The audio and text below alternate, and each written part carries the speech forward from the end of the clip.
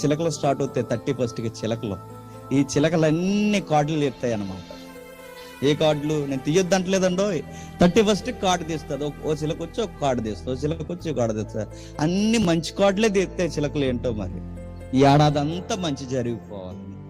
నువ్వు చిలక జ్యోతిష్యంలా బైబిల్ చదివితే నేను మళ్ళీ చెప్తాను, నీ బతుకు అయిపోవాలి కానీ జీవితంలో బైబిల్ అర్థం అవుతుంది. నువ్వు ఇలా కొట్టి ఏదో టెక్స్ట్ బుక్ లో పిల్లలు ఆడుకునేవారు, అలా తీస్తే నీకు నచ్చిన వాక్యం చదివేస్తారు. దీనికి ఒక సందర్భం ఉంది, దీనికి ఒక నడక ఉంది, దీనికి క్రమానుగతంగా రాయబడిన విధానం ఉంది. 42 మంది ప్రవక్తలు 1600 సంవత్సరాలు ఒక సంస్కృతిలో జీవించి దీన్ని ఒక క్రమానుగతంగా రాశారంటే దీన్ని ఎంత క్రమంగా చదవాలి? నువ్వు చిలకలాగా ఒక రెఫరెన్స్ బయటకు తీస్తే ఎలాగ అర్థమవుద్ది?